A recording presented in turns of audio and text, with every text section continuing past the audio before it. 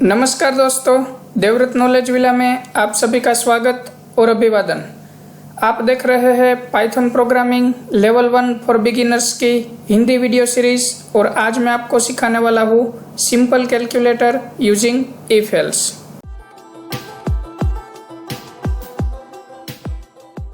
आज से पहले दोस्तों हमने सीखा था comparison in if else statements. तो दोस्तों अभी तक आपने वो वीडियो नहीं देखी तो आप टॉप राइट कॉर्नर पर दिए गए आई बटन पर क्लिक करके वो वीडियो देख सकते हैं। तो चलिए शुरू करते हैं आज का topic simple calculator using if else statement. एक वेरिएबल ले लेते हैं ए और उसमें वैल्यू एंटर करवाते हैं ए की। चलिए इनपुट फंक्शन का यूज कर लेते हैं और यहाँ पर लिख देते हैं एंटर वैल्यू ऑफ ए और उसी तरह एक दूसरा वेरिएबल ले लेते हैं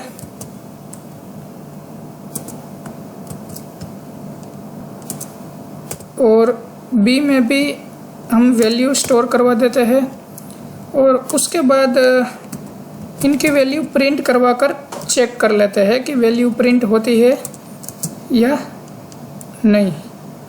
ठीक है,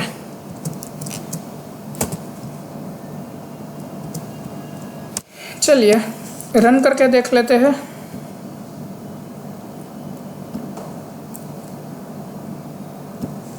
यहाँ पर दोस्तों हमें पूछा गया है एंटर वैल्यू ऑफ ए। मैं यहाँ पर ए की वैल्यू एंटर करवा रहा हूँ 3 और जैसे ही मुझे पूछा जाता है एंटर वैल्यू ऑफ बी तो मैं बी की वैल्यू एंटर कर रहा हूँ 8। तो प्रिंट में क्या करवाना चाहता हूँ दोस्तों, प्रिंट ए प्लस बी, यानी कि मुझे आंसर मिलना चाहिए 11। देखिए क्या मिल रहा है, यहाँ पर मुझे आंसर मिल रहा है 38, यानी कि ये जो है अभी जो भी वैल्यू स्टोर होने जा रही है ये होने जा रही है स्ट्रिंग में। तो यहाँ पर मुझे डेटा टाइप चेंज करना पड़ेगा। यहाँ पर मैं लेता हूँ फ्लोट और यहाँ पर भी ले लेता है फ्लोट। चलिए दोनों जगह फ्लोट करके चेक करते हैं।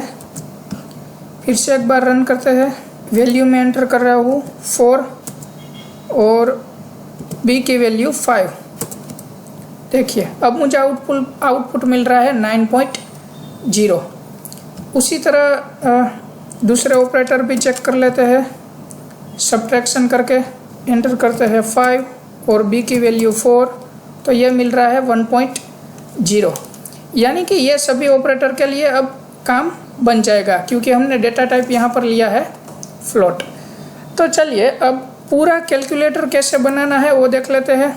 यहाँ पर एक ऑपरेटर ले लेते हैं वेरिएबल ओपी और उसमें एंटर कर देते हैं वैल्यू ऑपरेटर की, जो भी ऑपरेशन हम परफॉर्म करवाना चाहे। ठीक है,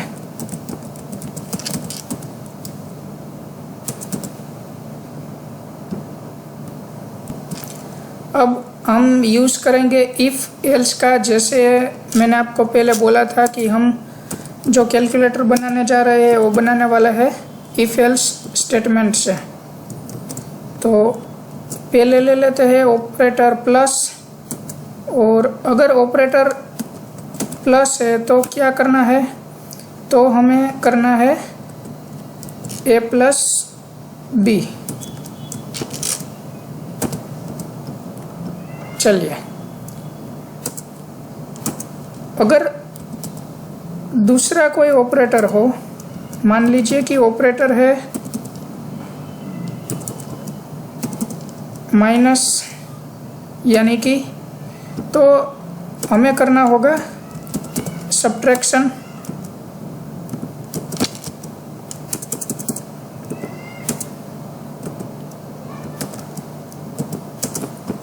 चलिए उसी तरह सब्ट्रैक्शन की जगह अगर हो जाए मल्टीप्लिकेशन और उसी तरह हो जाए डिवीज़न, तो उनके लिए भी हम थोड़ा यहाँ पर चेंज कर लेते हैं।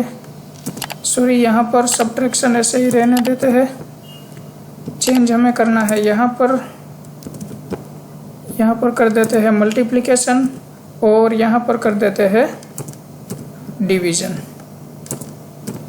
लेकिन अगर इन चारों में से कोई भी ऑपरेटर अगर ना हो तो उनके लिए बाय डिफ़ॉल्ट हम लिख लेते हैं एल्स स्टेटमेंट। यहाँ पर हमें सभी जगह दोस्तों कोलन करना होगा। वहाँ अगर आप कोलन करना भूल जाएंगे तो आपको सिंटैक्स एरर मिलेगी। चलिए, एल स्टेटमेंट में लिख देते हैं बाय डिफ़ॉल्ट अगर इन चारों में से कोई भी ऑपरेटर नहीं है तो वहाँ पर प्रिंट होगा इनवैलिड ऑपरेटर। चलिए अब रन करके देख लेते हैं।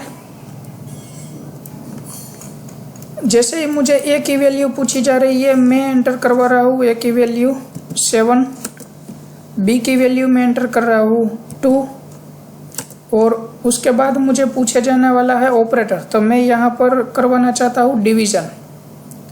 चलिए देखते हैं। तो ये मुझे वैल्यू मिल गई 3.5, यानी कि मेरा डिवीज़न सक्सेसफुली परफॉर्म हो गया। उसी तरह मल्टीप्लिकेशन के लिए भी देख लेते हैं। यहाँ पर प्रिंट स्टेटमेंट में थोड़ा चेंज कर लेते हैं जब ऑपरेटर की वैल्यू एंटर होती है, ताकि अच्छे से समझ में आ पाए। मल्टीप्लिकेशन के लिए मैं एंटर कर रहा हूँ 4 और बी की वैल्यू एंटर कर रहा हूँ 2 और ऑपरेटर मुझे एंटर करना है मल्टीप्लाई। तो ये मुझे आंसर मिल गया 8.0, जो कि आंसर मेरा सही है। तो इस तरह से दोस्तों हम सिंपल कैलकुलेटर अगर बनाना चाहे तो इफ़ एल्स की मदद से हम ये चीज़ बना सकते हैं। आगे की वीडियो में मैं आपको सिखाने वाला हूँ डिक्शनरीज।